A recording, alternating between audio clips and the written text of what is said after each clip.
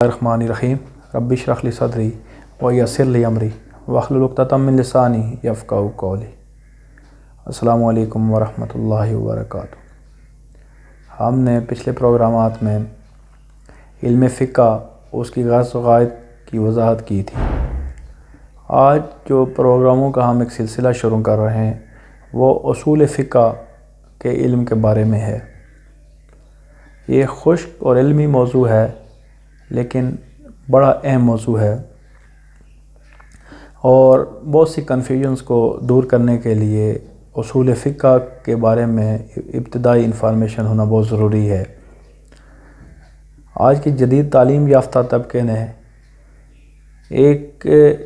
ان کو brain washing کی جا رہی ہے یا ان کو بتایا جا رہا ہے کہ فقہ قرآن و حدیث کے علاوہ کوئی چیز ہے، حتیٰ کہ فقہ مسلمان اہل علم کا وہ کارنامہ تھا، وہ ریسرچ تھی، وہ کام تھا کہ جس پہ آج کی نوجوان نسل کو فخر ہونا چاہیے تھا، لیکن غلط طریقے سے اس کو قرآن و حدیث کے مقابلے میں کھڑا کر دیا گیا، اور وضاحت یہ بیان کی گئی کہ یہ قرآن و حدیث کے علاوہ کوئی علم ہے، حتیٰ کہ فقہ قرآن و حدیث کا نچوڑ تھا، اس سے نکالے گئے مسائل تھے، اس سے معلوم کیے گئے احکامات تھے۔ تو آج ہم جس علم پہ گفتگو کریں گے وہ اصول فقہ ہے، اور یہ بھی مسلمانوں کی دین ہے کہ آپ رومن لا کو دیکھ لیں یا پرانے قوانین جتنے بھی ہیں ان کو دیکھ لیں، وہاں پہ کہیں اصول قانون کا مضمون آپ کو نظر نہیں آئے گا۔ ہاں، جدید دنیا کو آج سے 100-150 سال پہلے اصول پہ ان نے کتابیں لکھی، لیکن اسلام کے فقہا نے آج سے 1200-1250 سال پہلے اصول فقہ کا علم متعارف کروا دیا تھا، اور اس کو ایک اپنی بلندی پہ لے کے گئے تھے۔ اصول فقہ سے مراد یہ ہے کہ وہ قواعد و ضوابط، وہ اصول جن کو استعمال کرتے ہوئے قرآن اور حدیث جو اسلام کے اور شریعت کے بیسک سورس ہیں ان سے احکامات کو اخذ کیا جائے، یعنی قرآن و حدیث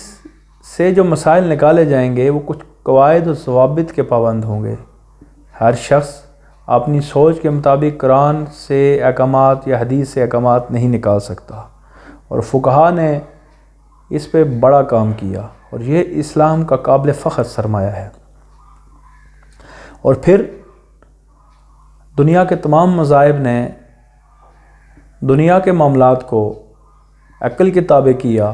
اور مذہبی معاملات کو وحی کے تابع کیا، لیکن یہ اسلام کا طرہ امتیاز ہے کہ اس نے عقل کو بھی جائز مقام دیا اور وحی کو سپیریئر قرار دے دیا، وحی کو پرائیورٹی قرار دیا، لیکن عقل کو بھی ایک جائز مقام دیا۔ سوچ، سمجھ، بوجھ، ریسرچ، یہ ساری چیزیں اسلام نے متعارف کی کہ احکامات پہ غور و خوض کیا جائے، عقل کی بنیاد پہ ان کا جائزہ لیا جائے، پھر وہاں سے مسائل اخذ کیے جائیں۔ یہ اصول فقہ تھا، اور ہمارے فقہا کا یہ اتنا بڑا کارنامہ ہے، اور اس پہ انہوں نے جو کام کیا آج 1200-1250 سال ہو چکے ہیں۔ امام ابو حنیفہ، امام شافعی، امام مالک، امام احمد بن حنبل، کہ ان کے نکالے ہوئے مسائل، ان کے بتائے ہوئے مسائل آج بھی امت مسلمہ کی ضرورت کو پورے کر رہے ہیں۔ اکثر ایک سوال کیا جاتا ہے اور کہا جاتا ہے کہ مسلمانوں کو زمانے کے ساتھ چلنا چاہیے، لیکن حقیقت یہ ہے کہ مسلمان تو زمانے سے بہت آگے ہیں،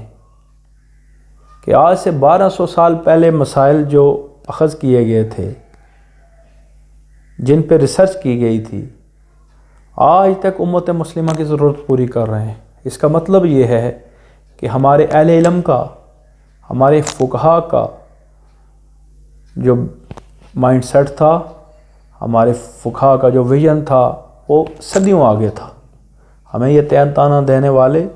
اس چیز سے نابلد ہیں، اور دنیا کو اصول قانون اور اصول فقہ کا علم دینے والے بھی ہم ہیں، اور ہمیں اپنے اس قیمتی سرمایہ پہ فخر ہونا چاہیے۔ وما علینا الا البلاغ۔